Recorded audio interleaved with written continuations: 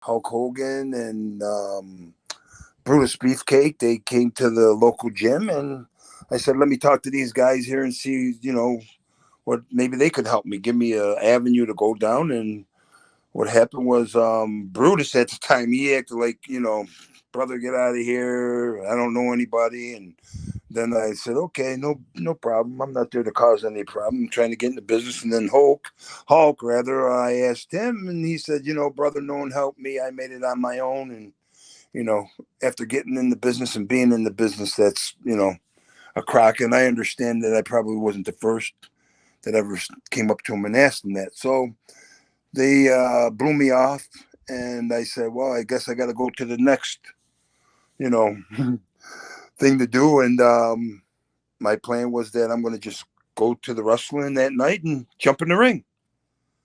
And that's exactly what I did. I was sitting there up in the stands, and I'm saying, me, now I don't know who to jump in the ring against because, I jump in the ring against somebody small, I'm going to look like, a fool.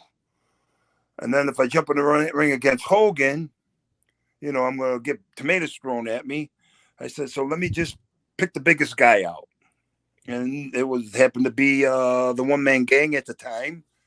And when he came out, actually, it was just like, I don't know, it was like, I got a vibe from him because he was, raising his hands, come on, to everybody, come on, in the audience. And my adrenaline just started flowing, and I just jumped up and I ran down stairs and jumped over the barricades, and there we were, face to face. And one thing led to another, and somebody got a hold of me after that, and I ended up going to the Monster Factory for a while, and then I ended up going.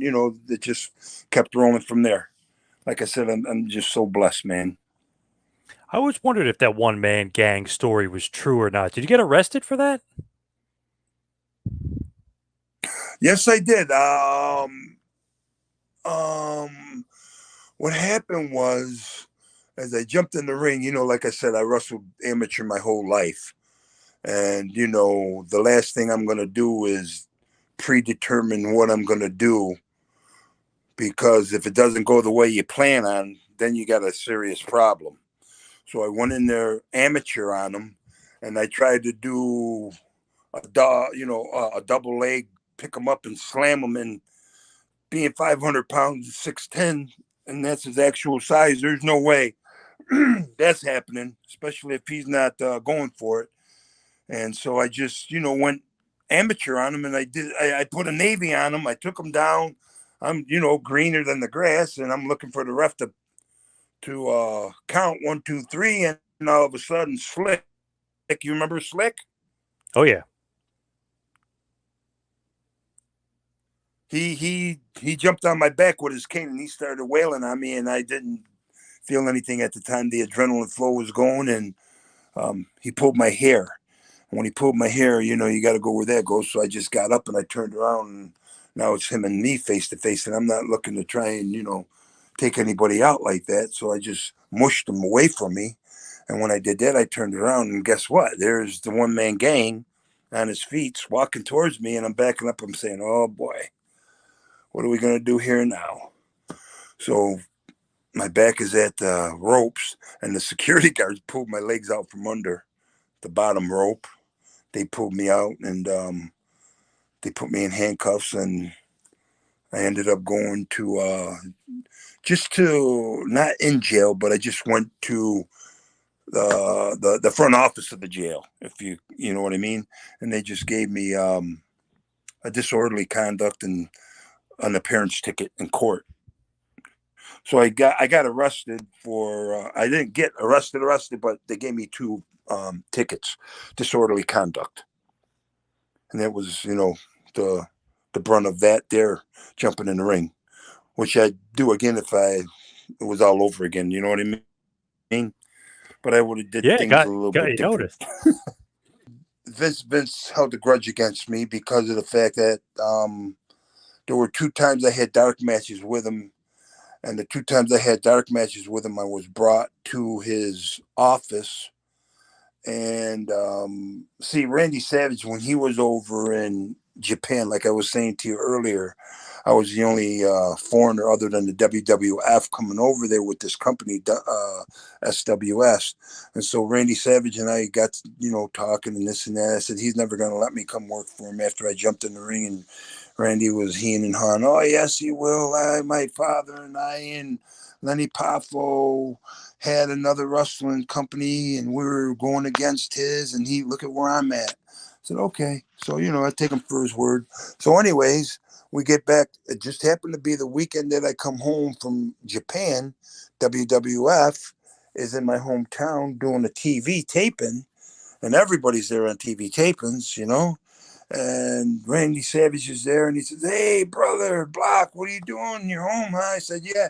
He said, "Let me come introduce you. Let me bring you and introduce you to Vince." I said, "Oh, shoot, he's going to look out for me." You know what I mean? So he takes me to Vince's office or his room, and Vince answers the door, and he goes, "Yeah, what's up?" And Randy Savage says, "You know who this is?" And Vince says, "No." And he's looking at me, and Randy says, "You don't know who this is?" He goes, "No." And Randy Savage, instead of saying, "Well, he just got back from Japan, he's a good worker, bada bing, bada boom," putting me over, he stuck it to me and said, "This is the guy that jumped in the ring against, when Hulk Hogan was walking to the ring against the one-man gang." You see what I mean? Yeah. Yep. And I mean, if tell me that's not, shooting on me. You know what I mean? I mean, he buried me. He buried me. And so Vince said, "Okay," and closed the door. And then I got a dark match in Erie, PA. And after I got done with my dark match, who was it? Chief Strongbow came up to me because he was an agent. And he says, "Block, come on with me. I want to take you to Vince." And somebody said, "He never does that with any of the guys." You know what I mean? He says, he must have really been impressed with your dark match. And so when he took me to Vince, he knocked on the door. Vince opened up the door, and Chief Strongbow says, "Did you see his match?" "Yeah." He said, "Oh, do you know who he is?" He says, "Yeah, he's the one that jumped in the ring in Rochester."